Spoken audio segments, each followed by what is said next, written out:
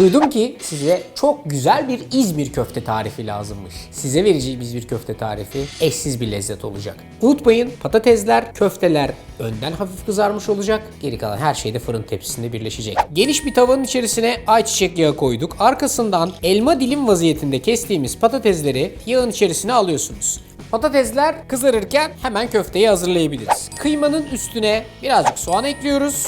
Üstüne bir tane yumurta, tuz, karabiber, kimyon ve aşağı yukarı 3 yemek kaşığı kadar panko ya da galeta unu ya da ekmek kırıntısı ekliyorsunuz ve bunu güzelce yoğuruyorsunuz. Sonra bundan aşağı yukarı ceviz, hatta belki birazcık daha cevizden büyük bir parça koparıyorsunuz. Avucunuzun içerisinde iyice sıkıyorsunuz. Sonra da ince uzun form veriyorsunuz. Hazırladığımız köfteler aşağı yukarı 11-12 tane.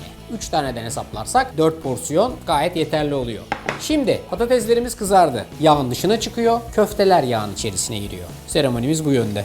Köfteler de yağın içine girdi. Her iki taraflarında güzelce bir renk aldıracağız. Çok fazla pişirmeyeceğiz. Burada küçük bir tavanın içerisinde de domates sosunu yapıyoruz. 2 yemek kaşığı kadar zeytinyağı, içerisine domates salçası, hafiften salçayı yağın içerisinde açmaya başlıyoruz. Doğranmış ya da rendelenmiş domatesi ekliyoruz. Tuz ve karabiber ekleyip sosun yoğunlaşana kadar tıkırdaması için burada kendi haline bırakıyoruz. Her şey pişerken 2 adet domatesi elma dilim vaziyetinde doğruyoruz. 3-4 adet biberin kafalarını kesip 2 ya da 3 parçaya doğrayıp tepsiye dizmeye hazır hale getiriyoruz. Arada şöyle köftelerin diğer tarafını çevirmeyi unutmayın. Çok fazla pişirmenize gerek yok. Çünkü bu köftelerin bir tık nemli kalmasını istiyoruz. Azıcık renk alacak vaziyette kızartmanız bu iş için yeter de artar bile. Bu arada sosumuz hafiften bir tıkırdadı. Bunu isterseniz böyle parçalı bırakacaksınız. İsterseniz şöyle çekip pürüzsüz bir kıvama getireceksiniz. İçerisine bir parçacık da su eklerseniz hem işiniz daha kolay olur hem sosunuz birazcık çoğalır. Son olarak da buradaki köfteleri artık yağdan çıkartabilirim. Sıra geldi birleştirmeye. Böyle derin bir kabın içerisinde çalışmanızı tavsiye ediyorum size. Her şeyi eşit ve orantılı bir vaziyette dizebilmek için. Bir köfte, bir patates, bir domates, bir biber, aralara da şu güzel sarımsaklar, üstüne de lezzetli domates sos. Hepsi beraber fırına gidecek. Her şey pişene kadar domatesler ve biberler sizin göstergenizdir. Onlar pişene kadar kendi halinde bırakacağız. Ondan sonra da çıkartıp servis edeceğiz. Bu kadar basit.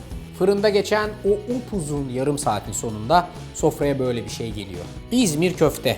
Son derece güzeldir, lezzetlidir. Sosu, suyu ve benzeri her şey böyle bir tabakta birleşir. Genellikle 3 köfte tam bir porsiyon yapar.